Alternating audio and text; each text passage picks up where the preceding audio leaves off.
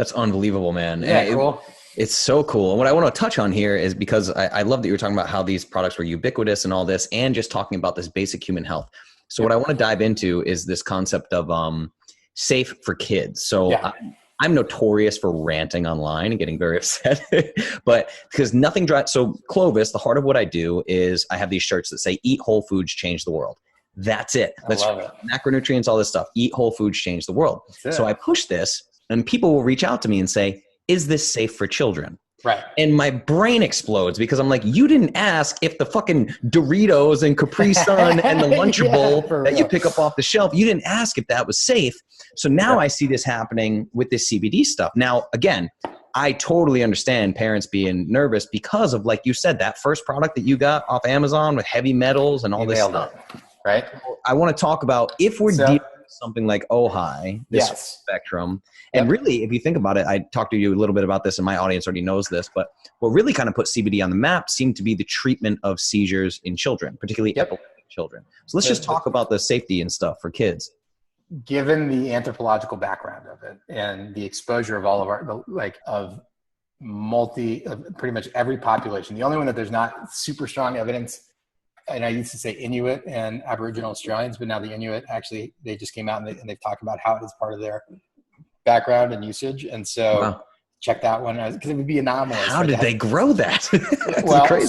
So then Rudialis varietals, which just came through, which have high CBD, are tolerant to high elevation. And they're auto flowering, so they don't need light. So they flower. Wow. And so it's actually adapted for cold. And so that's how they did it. Siberian very cool varietals. Isn't it crazy? So one, we know countless moms who give it to their kids and love it with zero issues. That being said, we want to see more data. Knowing the historical consumption, it makes sense. In fact, the first system that our ancestors would have been exposed to very high amounts. We're talking about if one egg is 250, and that's another thing we can dive into, but people are chronically taking too little. Right. The data shows our bodies need really at minimum 500 milligrams of a fat-based equivalent. Okay. To just start the system to go from an idle back up online. So I mean, the results are profound. I'd say that as a population, we're more in need of it than previous periods, right? One study showed that when you have to choose between more than 6 options, it creates a notable oxidative stress event in the body, and it spikes FAAH. And that's just that's just choosing more than 6 options. Yeah, you're standing in the grocery store picking your almond butter. And there's 20, right? And then, and then, so I'd say like tomato sauce, right? But like our ancestors, not 2 generations ago, they grew the tomatoes. There was no such thing as organic distinction. Everything was organic. There weren't petrochemical fertilizers, which further create issues for us, right? And exposures. And they grew it, they canned it, they knew it, they ate in season. So the options of choosing, and then on top of that, now we're getting hit with fluorescent lights, and we have exposures to pesticides and herbicides and all of this and EMF that's new to our bodies. It's an unprecedented period where it's more important than ever to have healthy endocannabinoid systems. And the only way that we can do that is through a phytocannabinoid intake. And so from a safety profile, it is, if there's a direct need, like that's where we know parents and who give it for just optimizing health, they've had zero issues. They contact us for over half a decade now. Wow. But we have to be careful. We always advise, you have to talk to your primary practitioner if you're going to be introducing any new supplement. It's just good practice. And I mean, the stories we get that we can't share from our supplement side, just due to FDA regulations, they are the best stories. It's what gets us up every day. But the profound life changes we've seen in kids, and knowing the biochemistry and the mechanics of why, it still feels miraculous. It's really cool. Well, dude, and it's great because I talk about this a lot, transgenerational epigenetics, right? Yes. So we're talking about these multiple generations of people where now they're testing umbilical cords of mothers and finding over 200 chemicals. Some of these chemicals aren't even known to us that are testing in these umbilical cords just from the environment that the mother's taking in, passing to this child. So now the reason why I asked this, and I know you can't get into specific stuff, I would never ask you to, but it's just the spike. And I have a lot of moms with autistic kids. The kids are on the spectrum, epileptic children's, or just what you call, neural, atypical, that kind of thing. It really seems to help this neurological function. But I know, specifically whatever, but those are the parents asking me. Yeah. And so it's really good for them to look up PubMed, PubMed. Okay. And then put in CBD and anything they can think of. And they're going to likely find clinical, if not double blind, for certain pre and solid data. It's actually, one of the myths is, it hasn't been studied. It's one of the more studied compounds on the planet. It just wasn't studied in the US. Israel never had a prohibition, and they've got they've pioneered, like the guy who discovered the endocannabinoid system is an Israeli doctor. And so the research there is incredibly solid. And so they definitely should look that up. And when it comes to, homeostatic balance, and then, right, there's nothing better to create homeostasis for the body than getting your endocannabinoid system up online. And at early ages, we're going to be seeing endocannabinoid deficiencies, particularly since the first system developed in utero, one of the first, is the endocannabinoid system. And so then further that with breastfeeding, anandamide is passed through the breast milk and it stimulates the endocannabinoid system. And it's actually really important for setting up certain neurological functions and getting that system operating. So children who weren't breastfed got another kind of whammy of like no anandamides and no stimulation of that system. So anyways, it's, and then our company, we, so IP is intellectual property. So we have pioneered and have patents on multiple different diseases. So as of not on the supplement division, but on our other division, our IP division, I know the researchers who are doing the study at UCSD or San Diego for the first CBD autism study, helped them with some of their design controls and guided them on some of the potential pitfalls because they were using isolate at the beginning. And so, I know that field very well, and we sponsor the Autism Tree Foundation, non-supplement side for using cannabinoid complexes for those issues. Okay. Yeah. I mean, parents are going to love that. And I hope I will, in the show notes and everything, I'll make sure people can get in touch with you and really dig deeper into this. I'll put links to PubMed and all that. And then I know for adults, really, the most common questions I get for adults are, one, I don't think I've told you this, but I do nutrition for professional MMA fighters. Oh, amazing. So trauma is huge. Joint pain is huge. And then older folks too, like they have the joint pain. Yes, exactly. These brain injuries that people are getting. And then sleep. So it's really like, head trauma, sleep, joint pain, those things. And I mean, that seems to be the trifecta, right? And how effective is this stuff? So funnily enough, those like the trifecta of modern humans. So healthy endocannabinoid system modulates healthy sleep cycles. So it regulates the endocrine system and the circadian rhythm. It optimizes your sleep. In terms of for athletes and pro athletes, you can say as a supplement that it works on pain from overuse and exercise phenomenally. And then on like anxiousness, like you got to go speak or something. It works exceptionally well. And so I guess the quick question here that I have, right? So if I look at all those things, right? If we look at head trauma for sure, if we look at joint pain for sure, even arguably sleep, I mean, really inflammation is at the root of a lot of this stuff. Is CBD helping with the symptoms of inflammation, or is it addressing the root problem causing the inflammation? Yes and yes. Beautiful. So basically, really what it is it's an adaptogenic compound. It's a micronutrient, and it's fuel for the system whose whole setup is to maintain homeostasis and ensuring that if something goes, that literally every system at a cellular level, from immunoresponse to inflammatory response to digestive to skeletal to reproductive to respiratory to cardiovascular to dermal, literally every system has endocannabinoid receptors. And the cannabinoids modulate all of those systems like the supercomputer, ensuring, or like the mycelium, like the mycorrhizal fungi, ensuring everything is at the right nutrient level and the right balance. We did a 90-day study on inflammatory markers. So it's not a drug study at all. It's just looking at these markers with a UCLA cardiovascular surgeon and Quest Diagnostics. And we looked at C-reactive protein, homocysteine, and then one of the other main inflammatory markers. Beautiful. We did 60-day study because 30 days tends to be a placebo kind of window peak, right? And then 60 days, the data gets a little bit more teeth. It's prelim, 15 people already in the providers network, this cardiovascular surgeon. He had been monitoring beforehand. The only variable was now introducing essentially the equivalent. Now our bioavailability, and this is really important, is getting enough in. And so because we encapsulate it in these nanobubbles of water using only certified organic plants, which is really important. If you're going to solubilize something at nanoscale, our bodies use nanotechnology every day. When we eat any fat, our bodies make sure that it's safe to bring into the bloodstream, and then the bile nano-encapsulates it at 40 nanometers in water so it can pass through the water layer and then get into the blood. And then once it's in the blood, it pops out as a fat and it can travel anywhere in the body. So if you use something that's synthetic, if we eat a synthetic, when it's sitting in the gut, our bodies are going to be like, I don't want to let that in. It does its best to filter it out. If you nanosize it, you're sneaking it in. So you really don't want to use anything synthetic or synthetically modified. We use only plants, and we use the exact same nano size that the body uses.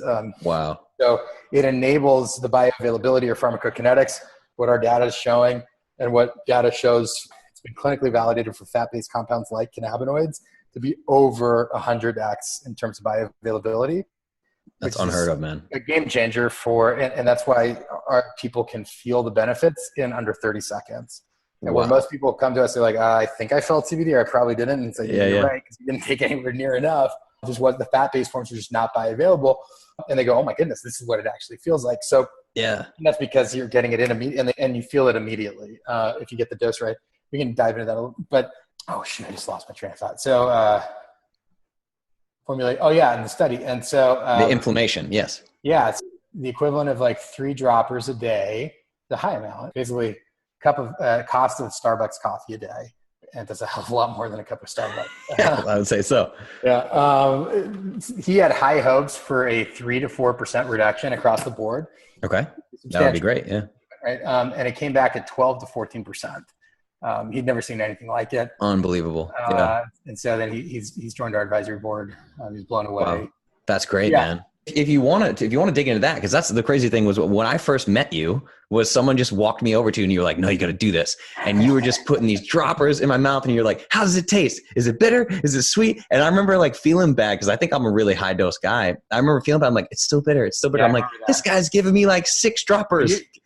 So was it 6? 6 is like, 6 is, so if either. I think it was 6. It was way up there. Which makes sense. So basically, if people most people, it will, for their loading dose, 2 droppers it's sweet. And the reason why I was asking on the flavor is unique to our technology because it gets in so quickly. It actually modulates the sweet response selectively in our tongue. And there's these bell curves. So this is efficaciousness and this is dosage. It's not a line. More does not make it more effective. There's actually bell curves. So more could be less effective than slightly less. Wow. Right? And so these curves are actually changing every day. They tend to need less over time, not more, depending on our oxidative stress load. And so with the fat-based formulation, it takes 90% of what you eat. If you eat 20 milligrams of a regular CBD that's fat soluble, you're only getting 2 milligrams. 90% is destroyed before it gets nano-encapsulated and into the bloodstream. That's where you need 500 milligrams of that form at minimum to turn the system on, or to really work it. And really you need more at the beginning. Because ours gets in immediately, it will modulate, and you can trace out when it's bitter, you're less effective, and when it's sweet and fully sweet, you're at a peak of an optimal dose range, and you can keep going. It goes back to bitter and then back to sweeter and sweeter and sweeter to fully sweet again, then back to bitter and sweet. So each optimal range, your tongue will tell you that you're actually in an optimal dosage range. So you always want to end when it's sweet. That was so interesting. I saw you do that with so many people, and what he's saying, just for the listeners, is he would give you a dropper full and ask if it was bitter or sweet. Oh, a quarter dropper. Okay. Yep. And then ask the flavoring. And I remember you told me specifically because I had done like 6 of them or something. And we were just talking about how, I had flown from the States to Amsterdam. Yep. I was with David from Dry Farm Wines in Amsterdam. So we drank alcohol and in Croatia, like nobody was sleeping much. It was just the oxidative stress was through the roof, and you were helping explain that to me. Yeah, and so 6 tends to be like dealing with like an acute situation, like either something that's real intense with endocannabinoid deficiency, or it's really common, like if it's like cold and flu season. And there's times where you're like feeling, you're tired or whatever, like you're like, oh, it's just not getting sweet. That means your body's needing it for like a supercharge. That makes perfect sense, right? Like you're on the island and you've been traveling and you had germs in the plane and Yep. So it's kind of like people who have done like bodybuilding in the past would know, like creatine is notoriously famous. People thought you needed a big loading dose. So you do actually need a loading dose for CBD to turn on the endocannabinoid system? 100%. So it's like the engine's been idled artificially, right? And so you got to prime the pump. You got to get enough in for it to really kick into gear. And then at that point, unlike THC where you build a tolerance, THC is more like a scalpel, whereas CBD is an adaptogen. You always want a little bit, but not psychoactive amounts for optimizing your body. And CBD, you actually lose tolerance. So meaning you need less over time to get the same results. But there's these ratios. And so with our formula, it's the only one that will do this because of the colloidal delivery. So we discovered this phenomenon with our technology. And then subsequently, researchers in Japan validated one of the mechanisms of how it works. It's called cannabinoids selectively modulate sweet response. If you look it up on PubMed, so there's a whole study showing how it actually modulates the sweet response selectively. Yeah, I can link that. That'll be great. So you need less over time in the optimal dose ranges over time. So you need that loading phase. Most people need to start, and then people use like less than. It really depends on the individual, but like anywhere between like a quarter of a drop, or some people take drops if they've got particularly healthy endocannabinoid systems. Sure. But most people use a bottle a month. Some people 2 months, others. Yeah, I mean, it's good news to know that the sensitivity goes up in the body with the receptors and everything, just because it can be so cost prohibitive. I mean, if you had to do multiple droppers a day or whatever, this stuff is, it's pretty expensive. Right. And that's where with our formulation, with the bioavailability, we're actually like night and day the most affordable on the market by far. Yeah, exactly. I mean, imagine paying the same price and you have something with 20% bioavailability. You're just blowing money, man. 10%. Oh, wow. That's actually awful. 10% on the better end. It's on average 6%. 10% is like ideal conditions with fat. Wow. Yeah. What about they're paying for 100%, and to basically, if you wanted to do 500 milligrams a day, even like if a lot of companies are like boosting their milligram amounts by adding isolate and calling it full spectrum. So they'll take boost it up with isolate, but just using like hexane to extract, and like it's not ideal by any means. Okay. Let's say a 3,000 meg bottle. It's 500, 4 days. Okay. How do you get? Is that right? Did I do my math right? Maybe. So you're saying a 3,000 milligram bottle? Yeah, and to get the equivalent of 500 milligrams a day minimum, that's 6 days. It's like less than a week, and that's bare minimum response. Whereas like in reality, we say 20x, we're going to update it once we finish our human PKs, but we know that like we've got clinically validated data that fat-based compounds that have basically near identical pharmacokinetics, like curcuminoids. Yeah. Almost identical molecular weight, which is a huge part of bioavailability in terms of pharmacokinetics. And when you do a liposomal encapsulation of curcuminoids, you get an 8x. When you do a liposomal encapsulation of cannabinoids, you get an 8x. When you do a nanomilling of curcuminoids, you get a 3x. When you do a nanomilling of cannabinoids, you get a 3x. So it's like the PKs are match apples to apples. And then we've demonstrated it further with different practitioners and analysis. But anyways, unbelievable, man. You can extensively get 25,000 milligrams in one bottle of ours. Wow.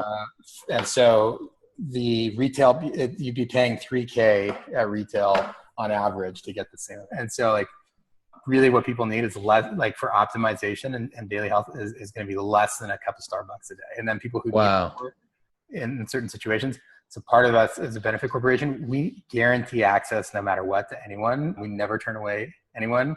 So no matter what, we make sure people get it for no matter what they can afford. Whoa, that's crazy, dude. I didn't know that at all. Yep. That's it, man. I was just like 100, as if I wasn't sold. I'm like, I really had no idea. I knew the public benefit corporation thing, but that's unbelievable, man. That's beautiful.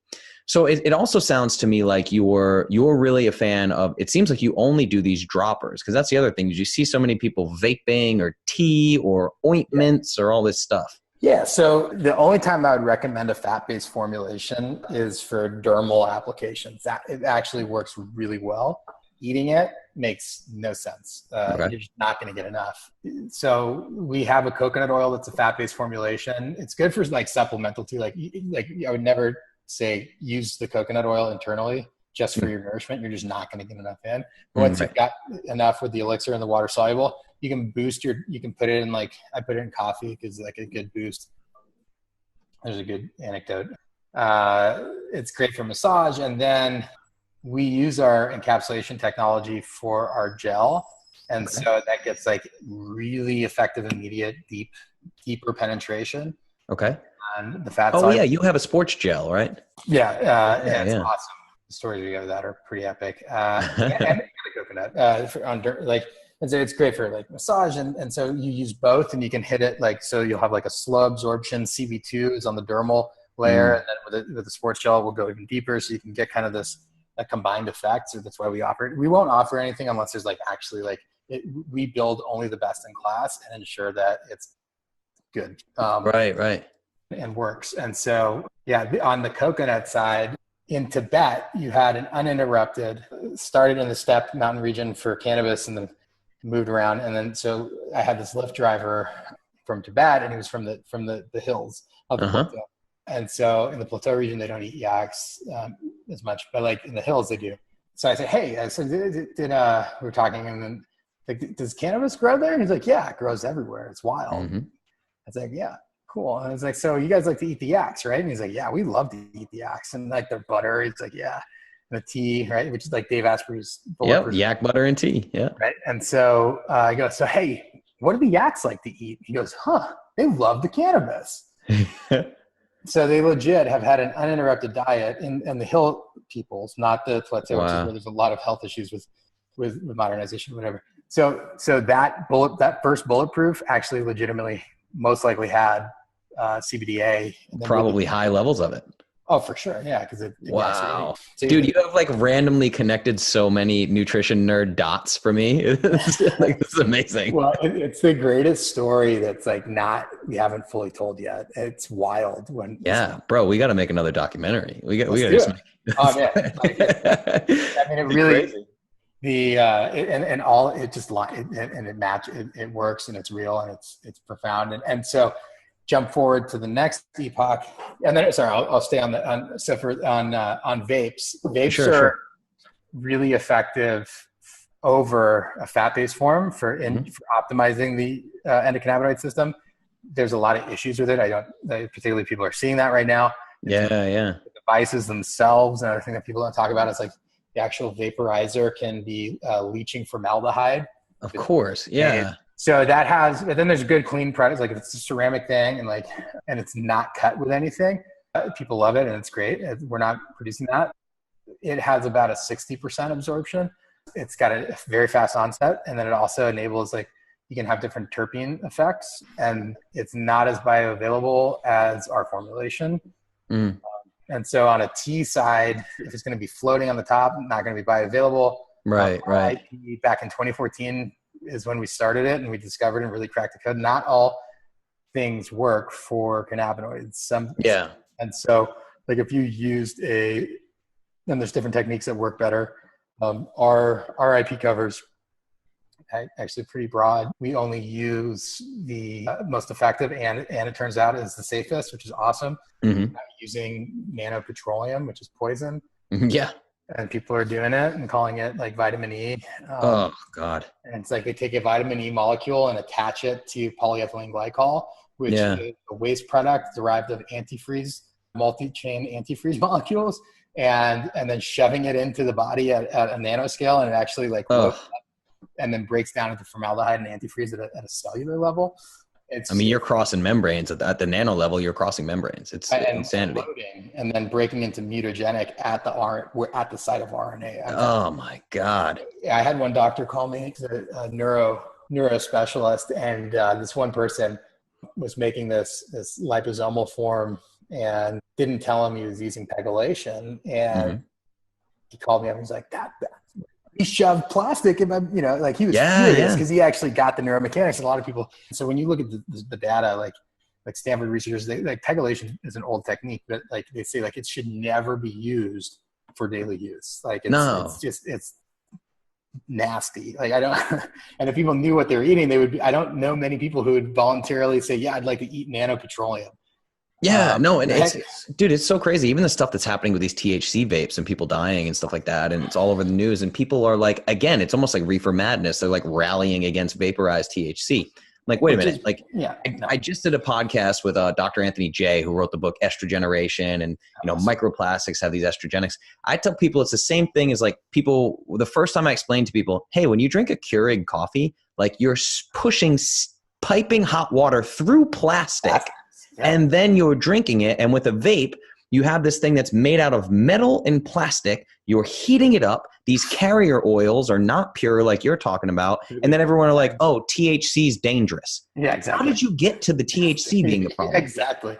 It's like, so on the clinical study that's referenced in this recent coordinated kind of like push campaign of fear on CBD. And thankfully people are educated and like, when they're like, this is BS, right? But like they referenced this clinical, they said, well, one of the side effects in the clinical contains or showed liver enzyme elevation.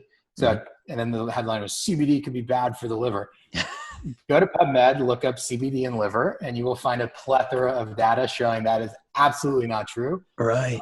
And I've witnessed it countless times in individuals and with practice. Anyways, I mean, and really amazing results. But the formula that has this issue contains denatured alcohol and sucralose. Ugh. Of course, if you're giving people alcohol, you're going to find some liver enzyme increase. Yes. Alcohol. Like, absolutely. It has nothing to do with CBD. No. It's the other ingredient in the formula. Yeah, it's a funny phenomenon, right? But like, thankfully, with the internet, like people can suss through this pretty, getting better and better. And like, we need to, it's so important to like, for people to empower themselves to like dig more and like, and find those who are willingly transparent. Like yes. Like I was crazy. I was talking to someone today. She's like, yeah, I asked companies for CFAs and then they refuse and they say it's proprietary. It's like, oh my God.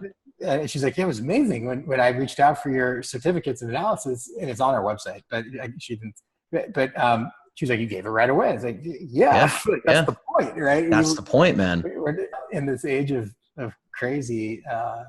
Do you remember that article that the article that came out saying like that eggs came back, it was like eggs are bad for cholesterol and thus heart disease. You remember that? Yes. Like what I explained to my listeners was you had to buy that study to read it. So I bought it and like I paid for the paywall, read through it. And what they were counting as like egg containing foods, it's exactly what you just said, the sucralose and adding these other things, was they were counting like cake batter, candy, like all these things that just included eggs. And they said eggs cause heart disease. You're like, what is happening? Yeah, it's insanity. Yeah, and then it's a soundbite, and then people tend to not click through the headline, right? And then they're like, oh shit! But then now people are waking up. They're like, and this is part of the kind of the chrysalis stage of like gaining the strength of the wings so that we can bust out. Right. Have to build with this frustration and pain. It's actually because if we rip a butterfly out of a cocoon or the chrysalis, it will never fly. Wow. And so it's necessary for it to have that struggle. Yeah. It's literally building its own muscles and Exactly. So that's where I feel like we're at as a species. So the NIH Stephen shared this, Kotler, who's a leading flow expert. The most studied compound by the NIH is THC. We're talking thousands, or maybe I'm getting this wrong, but basically it's the only one that was like studied again and again and again and again. And we're talking about thousands of studies run. Every single time with the intent to prove that it was bad. And they could never find that it was bad for you. There's no, like the toxicity is impossible to reach. You would get sick from the water content before you got sick from cannabinoid. So water is literally more dangerous.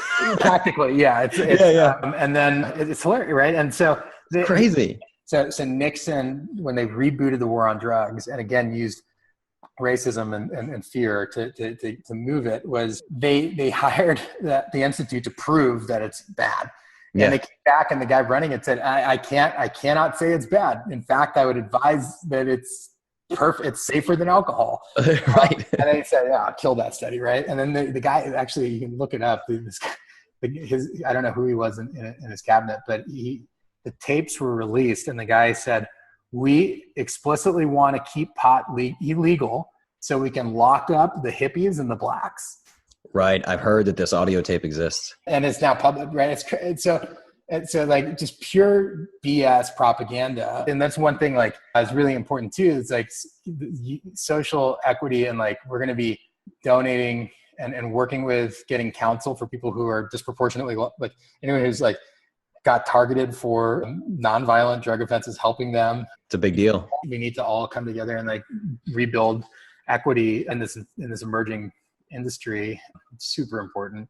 Yeah, it's fun to be on this like journey right now, and humbling. Dude, talk about fulfilling. I mean, the work you're doing is just, it's unbelievable. I know for me, like, I get transformation stories and stuff, and it's just like, it'll make you cry, man. It's so easy to get out of bed in the morning and do this, We call it the ripple report. And so it's like, you change one life, how many lives is that going to ripple? And like, exactly. Yeah. That's how you change the world, man. That is the butterfly effect, really. Exactly. Yeah. So we can talk about terpenes. Okay. So I don't even know what terpenes are, dude.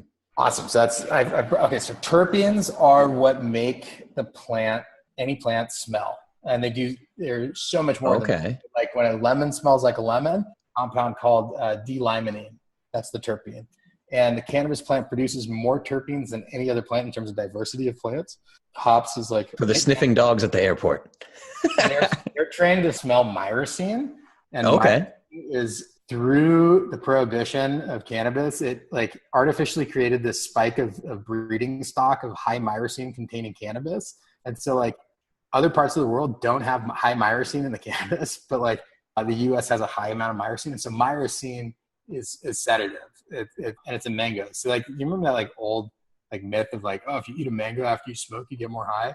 So that's because it contains myrcene, and myrcene actually can stimulate more of a sedative effect.